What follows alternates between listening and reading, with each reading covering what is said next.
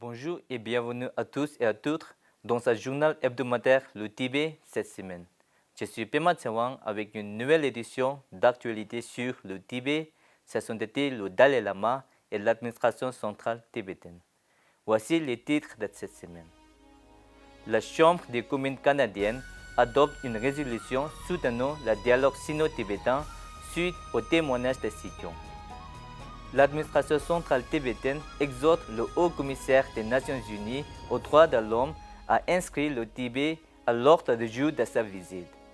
Le ministre de l'Éducation rencontre la vice-chancelière de l'Université de Jawaharlal Nehru.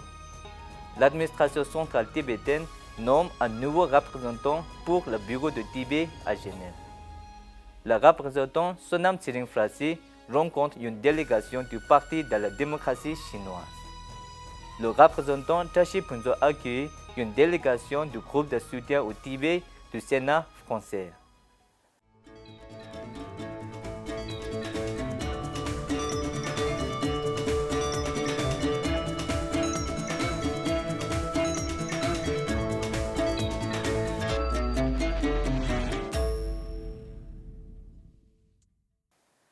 La Chambre des communes canadiennes a adopté une résolution soutenant le dialogue sino-tibétain après que Sikyong a témoigné devant le Comité permanent des affaires étrangères et du développement international de la Chambre des communes canadiennes le 5 mai 2022. Grâce à son témoignage, Sikyong a pu obtenir le soutien du Parlement canadien qui a adopté une résolution en faveur de la résolution pacifique du conflit sino-tibétain. So it would read that this committee call for dialogue between representatives of the Tibetan people, which would include His Holiness the Dalai Lama or his representatives, and/or the Central Tibetan Administration. Remember, we worked on that language a lot at CACN, and the government of the People's Republic of China, with a view to enabling Tibet to exercise genuine autonomy within the framework of the Chinese Constitution, and report this to the House with a government response. Sikyong Pemba Tsering de l'administration centrale tibétaine et Dzegyab Rinpoche ont témoigné devant le Comité permanent des affaires étrangères et du développement international du Canada le 5 mai 2022. The middle way approach is based on non-violence as a means. And non-violence can be the only way in this 21st century to resolve conflicts. And that is what His Holiness has been doing over so many decades. Sikyong a souligné la détérioration de la situation des droits de l'homme au Tibet et le besoin urgent de résoudre le conflit sino-tibétain par le dialogue et demandé un soutien concret du gouvernement canadien à cette affaire. Dzegyab Rinpoche, l'abbé du monastère de Tashi Lhombo, a présenté le code du 11e Panchen Lama disparu, Khendu Chögying Nyima, et lancé un appel en 5 points au comité, notamment un appel au gouvernement canadien pour qu'il maintienne son ambassadeur en Chine afin de rencontrer le 11e Panchen Lama et de s'assurer de sa localisation et de son bien-être.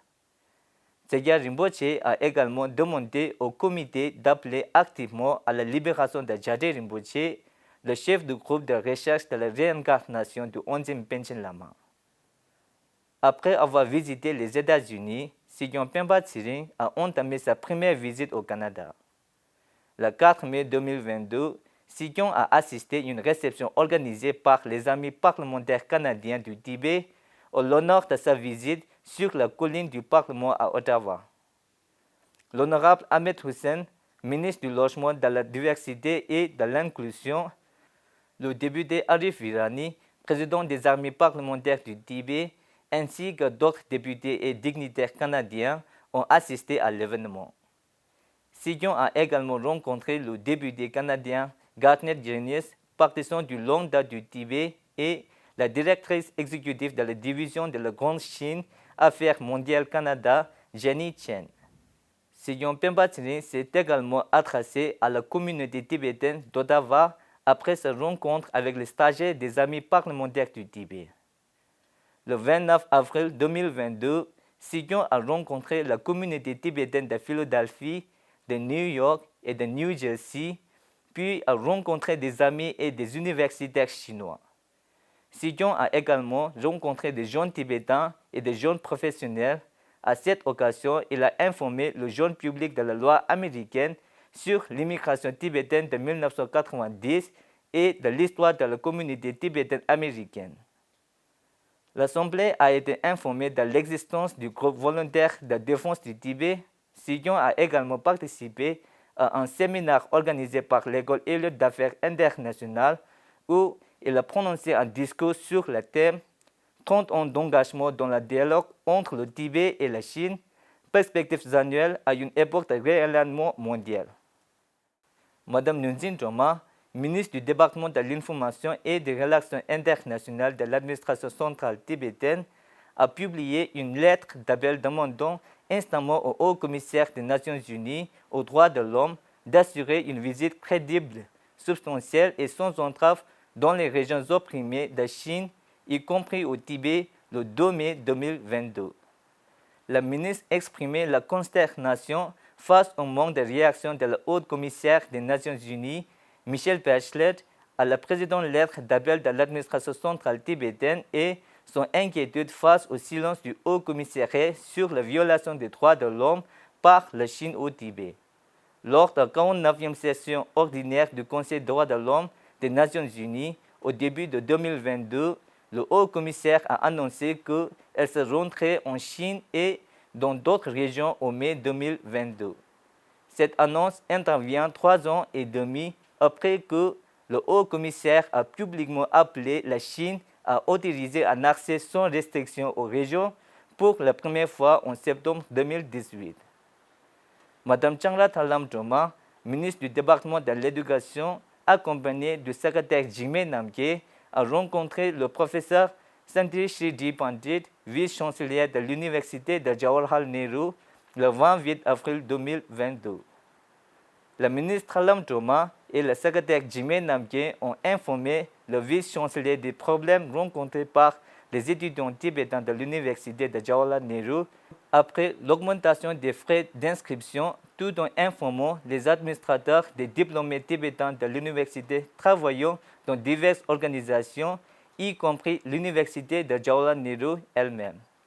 La ministre et le secrétaire de l'éducation, ainsi que le directeur des écoles Samboda, ont rendu visite à la commissaire Nidhi Pandey, IIS de Kendra Vidyalaya Sangathan, et à ses collègues pour discuter de l'obtention de fonds pour les écoles tibétaines qui relevaient auparavant de l'administration centrale des écoles tibétaines.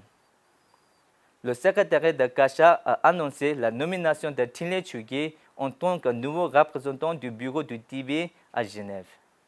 Tinley a occupé le poste de nommé spécial pour les droits de l'homme au bureau du Tibet à Genève pendant 2 ans. Elle a également travaillé comme chercheuse à l'ONU, UE et au Bureau des droits de l'homme de l'administration centrale tibétaine.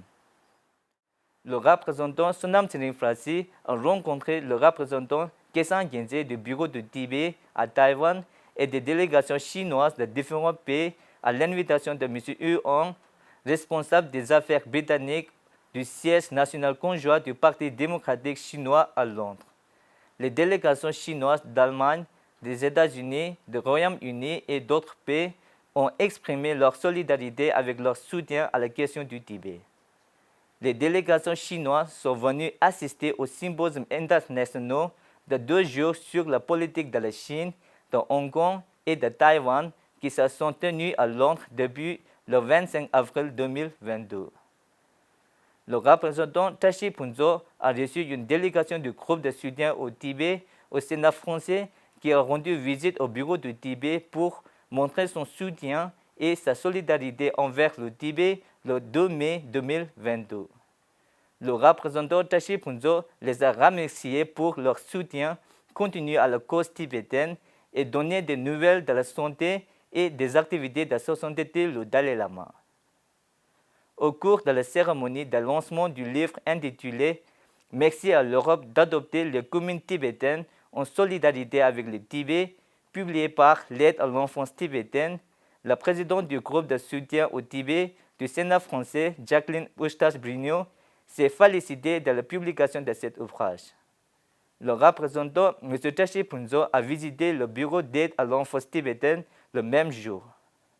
L'aide à l'enfance tibétaine est la plus grande et la plus ancienne association française qui a financé de nombreux programmes de développement dans les colonies tibétaines en Inde, au Népal et au Bhoutan.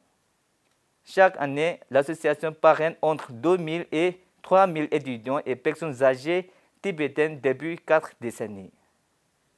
C'est la fin de ce journal. Merci d'avoir suivi Tibet TV. À la semaine prochaine.